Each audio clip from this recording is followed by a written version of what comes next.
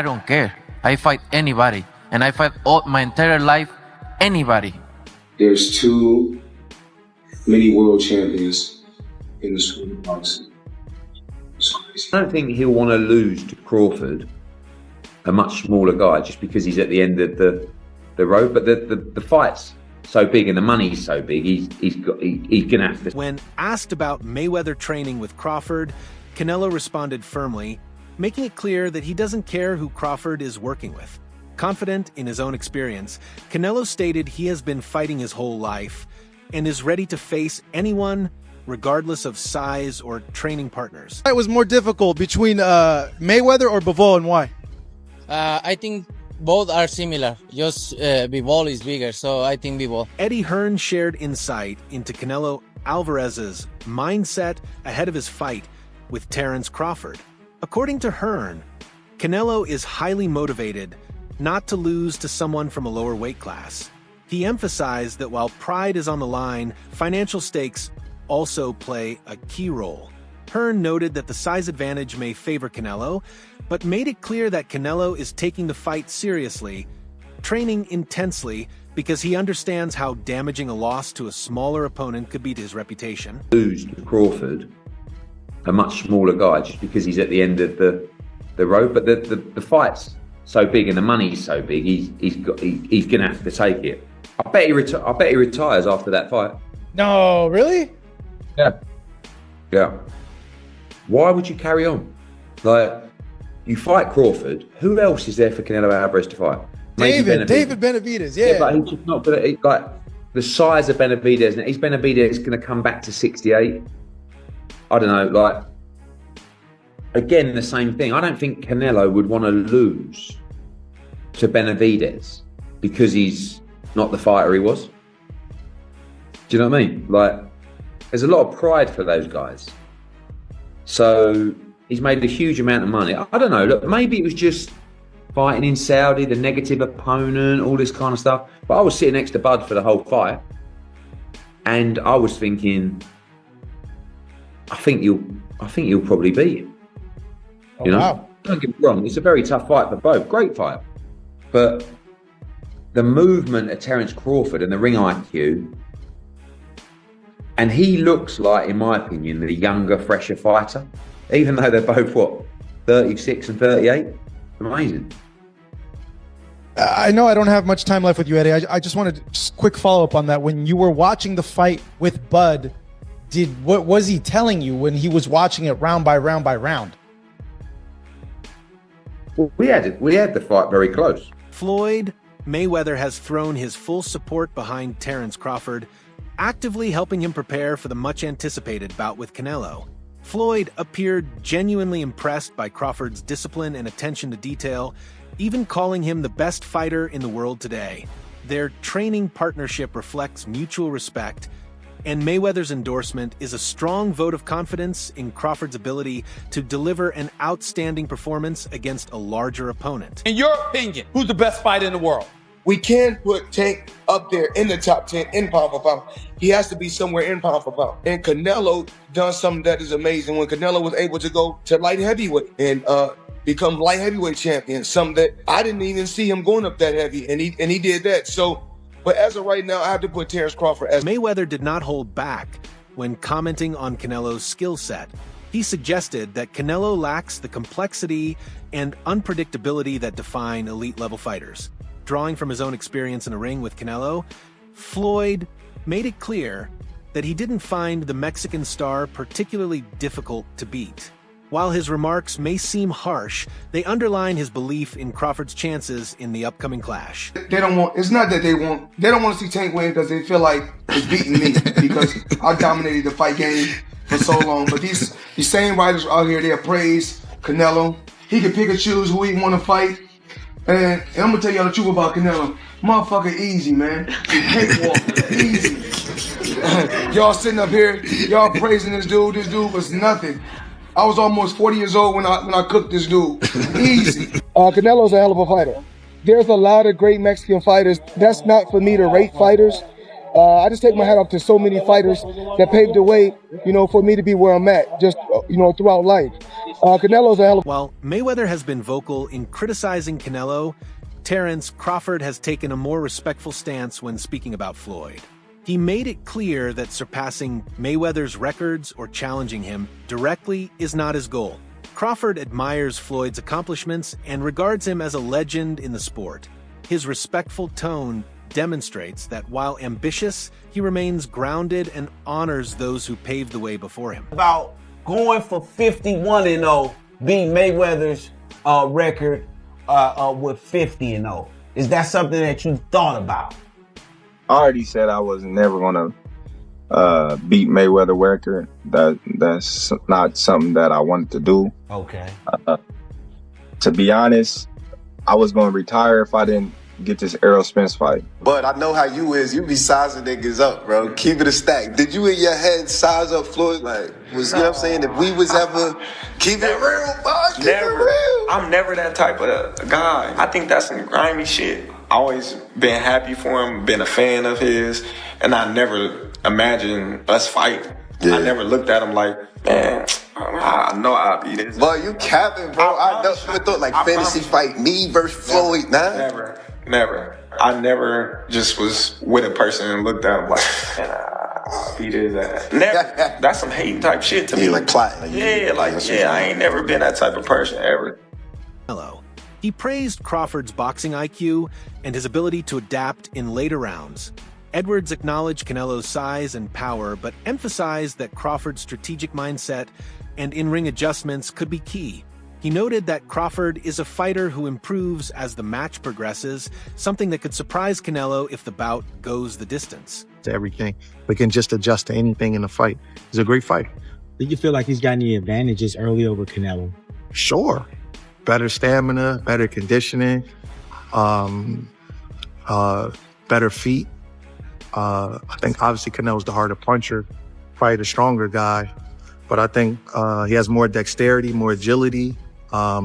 He's going to be better in the later rounds. He's a little taller, his arms are longer. I think he got a lot of advantages.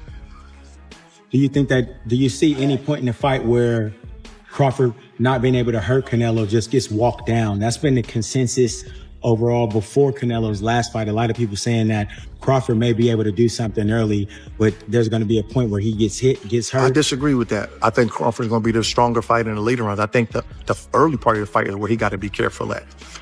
I think the early part of the fight, he could get clipped if he's not careful. But I think the later rounds, I think he functions better in the later rounds than Canelo does. It's going to be a great fight. Anything you're looking forward to that you want to talk about? Or? Karan Davis has a great fight versus Yoeli Hernandez on the same card that Caleb fights. That's probably going to be fight of the night. It's going to be a great fight. He retired briefly. Real quick. Chiron did. I remember wishing him That was a April Fool's thing. You guys felt he got me on the April Fool's. Chiron, you dirty for that, my boy. Yeah. Veteran promoter Bob Arum shared mixed feelings about the matchup. While he acknowledged that a fight between two top-tier boxers would be exciting, he expressed concern about Canelo's recent performances. Arum questioned whether Canelo is still fighting for the love of the sport or simply chasing paydays. He noted that fans haven't seen the same level of energy from Canelo in the past 2 years. In contrast, he believes Crawford is entering this bout with something to prove. I just think he's getting a little older, and he's just like, man, I'm not going to chase this guy around the ring like that. The guy's skull fought awful, man. That was a horrible, horrible performance. You know what I mean? I know some of it's on Canelo too, but... She said he thought he won. Yeah, I mean, what is he supposed to say? I don't ever want to see a guy like that fight again, man. I like boxers, but that was bad. And talk to us about the thin line between running and actual ring generalship. Where do you draw the line as a coach? Ring generalship in boxing is a guy that's trying to apply his offense and score points and win the fight. A guy that's running is just simply trying to run the clock out. That's why he's called running. He's running the clock out just so he can get a decision and get a moral victory. He has no interest in scoring points and winning the fight. His only interest is not taking any punishment and not being hit at all. So he's willing to sacrifice all of his offense to win the fight just so he can say he didn't get knocked out. So what Shakur and Devin do, that's not running. That's boxing. Yeah. You know what I mean? It may not be crowd friendly, but they're boxing. They're landing punches. They're hitting you more than you're hitting them. They're applying point scoring while they're just not taking a lot of punches. What William Skull was doing, he was running around the ring just like waiting for the rounds to end just so he can go 12 rounds and just say, Boxing journalist Dan Rafael emphasized that the importance of this matchup extends far beyond pay-per-view sales. To him, it's about delivering a meaningful contest that re-energizes the sport. Rafael believes this type of high-stakes cross-division showdown is what keeps boxing relevant and attracts casual viewers who might otherwise overlook the sport. It's a rare and valuable clash between champions from different weight classes, each bringing something unique to the ring. Marvelous boxer, arguably the best in the world, pound for pound. But can you hurt Canelo? If you can't hurt him, I have no doubt he could outbox him. My issue is, if you can't hurt him, what kind of a challenge can you truly pose? What do you say to that? No, that's a great point. I mean, here's the thing. Canelo Alvarez has a historically great chin. Now, I go way back when he first came to the United States and started boxing, and he found himself on an HBO pay-per-view undercard years and years ago, fighting against the older brother of the great Miguel Cotto. His name was Jose Miguel Cotto, and he had gotten a ton of hype. He had signed with Golden Boy Promotions, and a lot of those of us in the media. And I had seen him a couple of times before that. This is my first time seeing him in person, really paying close attention. And he almost got knocked out in the first round. And I remember Stephen A., all of us looking around at Media Row going, what the heck is this all hyped about? This man can't take a shot. He's going to get drilled. He was lucky that the fight was over, that the round was over in round one, or there might have been some much more trouble. Stephen A., that was 16, 17 years ago. I've never seen him wobbled, rocked, physically, visibly hurt since then. He has an all-time great chin going in the ring with tremendous punchers. Terence Crawford coming up 2 weight classes, do any damage. Yeah, he's a slick boxer, and he's also a good puncher in the welterweight division, in the junior welterweight division, in the lightweight division. But even at junior middleweight, which is where Terence Crawford had his most recent fight back in August, when he moved up and he won a world title, he didn't blow the doors off. He fought a very tough, solid opponent named Israel Madrimov. He gave him a good fight. It was very close. Madrimov's people seem to think he might have even been able to edge it out. But if you can't hurt an Israel Madrimov at 154, what the heck are you going to do with Canelo Alvarez, the sturdiest guy in the world, at 168? So that aspect of it is certainly a problem. You mentioned about Charlo.